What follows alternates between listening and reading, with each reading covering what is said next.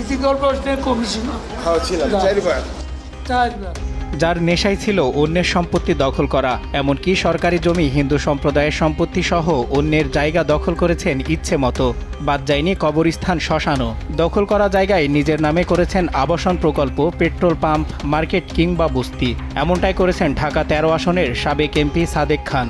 ঢাকার মোহাম্মদপুর ও সংলগ্ন এলাকায় দখলবাজি, চাঁদাবাজি, মাদক কারবারি সহ বহু অভিযোগ তার বিরুদ্ধে। এলাকায় তার পরিচিতি দখলবাজ হিসেবে। আমরা বেঁচে থাকতে আমাদের প্রিয় নেত্রী জননেত্রী শেখ হাসিনাকে দুর্বল হতে দিব না। এলাকার লোকজনের মতে সাদেক খান বংশগতভাবেই দখলবাজ। এমপি হওয়ার আগে 4 মেয়াদে ওয়ার্ড কাউন্সিলর ছিলেন সাদেক খান। তখনই তার দখলবাজির হাতেখড়ি। 2018 সালের নির্বাচনে আওয়ামী লীগের মনোনয়নে এমপি নির্বাচিত হয়ে তা পূর্ণতা পায়। দখল সাম্রাজ্য টিকিয়ে রাখতে গড়ে তোলেন ক্যাডার বাহিনী ও কিশোর গ্যাং। তার বিরুদ্ধে কেউ কথা বললে কঠোরভাবে শায়েস্তা করা হতো তাকে। 5 আগস্ট আওয়ামী লীগ সরকারের পতনের পর 24 আগস্ট রাজধানীর পশ্চিম নাখালপাড়া এলাকা থেকে সাবেক মার্কিন রাষ্ট্রদূত মার্শা বার্নিকাটের গাড়িবহরে হামলার মামলায় তাকে গ্রেপ্তার করা হয়। ছাত্র জনতার আন্দোলনের সময় নিহত ট্রাক চালক মোহাম্মদ সুজন সহ 3টি হত্যা মামলায় কারাগারে আছেন তিনি।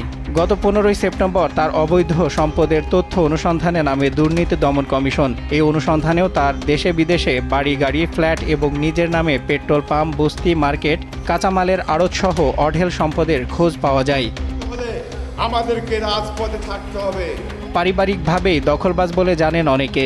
মোহাম্মদপুর ধানমন্ডি এলাকায় ঘুরে জানা যায় 50 ও 60-এর দশকে হিন্দু অধ্যুষিত মোহাম্মদপুর, রায়ের বাজার সহ পশ্চিম ধানমন্ডি এবং আশপাশের এলাকায় ছিল খালবিল, নদী ও কৃষি জমিতে পূর্ণ।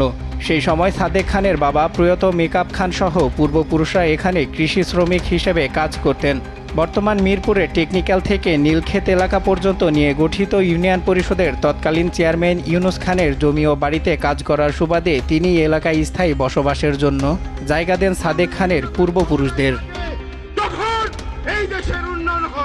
স্থানীয় কয়েকজন প্রবীণ জানান, এই পরিবারের দখলবাজির কারণে বহু হিন্দু পরিবার জমি জমা হারিয়ে কিংবা নামমাত্র টাকায় সম্পত্তি বিক্রি করে এলাকা ছাড়তে বাধ্য হন।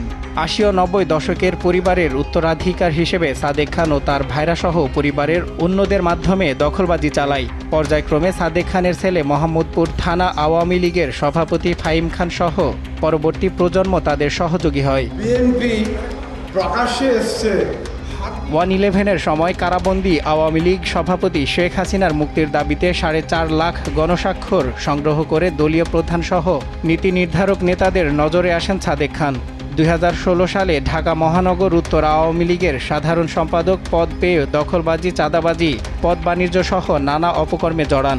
2018 সালের একাদশ জাতীয় সংসদ নির্বাচনে আওয়ামী লীগের মনোনয়নে ঢাকা 13 আসনের এমপি হলে তিনি বেপরোয়া হয়ে ওঠেন।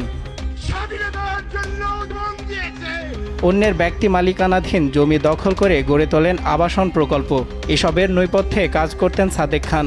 কাউন্সিলর থাকা অবস্থায় খাল ভরাট করে বসতি গড়ায় সহযোগিতা করার বিনিময়ে প্রতিটি আবাসন কোম্পানির কাছে থেকে মাসোহারা হিসেবে প্রোটেকশন মানি নিয়েছেন তিনি। এভাবে প্রভাব খাটিয়ে মোহাম্মদপুর, ঢাকা উদ্যান, বছিলা, কাটাসুর ও জাফরবাদ এলাকার অনেক জমি ও ঘরবাড়ি দখল করেছেন সাবেক এই এমপি। জনতাকে ভালোবাসে বলে রাজনীতি করি।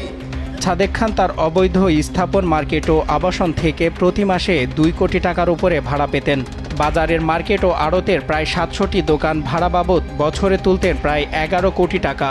কেরানীগঞ্জ, সাভার ও বছিলা থেকে এ বাজারে আসা মাছ ও ফল, কৃষিপণ্যবাহী ট্রাক থেকে চাঁদাবাজি বাবদ আসত কয়েক কোটি টাকা। সাদেক খানের বস্তির ঘর ভাড়া বাবদ আসত কোটি টাকার উপরে। মোহাম্মদপুর মোড়ের ছোট বড় প্রায় 20টি নার্সারি এবং সংলগ্ন বিভিন্ন এলাকায় ফল, ফার্নিচার, বাঁশ ও ইট কেনাবেচার দোকানে আরও বেশ কয়েকটি ট্রাক ও পিকআপ স্ট্যান্ড থেকেও নিয়মিত চাঁদা আদায় করতেন তিনি। এভাবে অবৈধ স্থাপনার ভাড়া ও চাঁদাবাজি আদায় থেকেই বছরে প্রায় 25 কোটি টাকা আয় ছিল সাদেক খানের। যাতে না পড়ে পার্মানেন্টলি সিঙ্গাপুরের মতো। সজল বিশ্বাস, দেশ টিভি, ঢাকা। এই দেশের ক্ষমতায় আমরা আজকে 14-15 বছর যাবত আছি, যার ফলে আজকের এই দেশ উন্নয়নের মহাশিখরে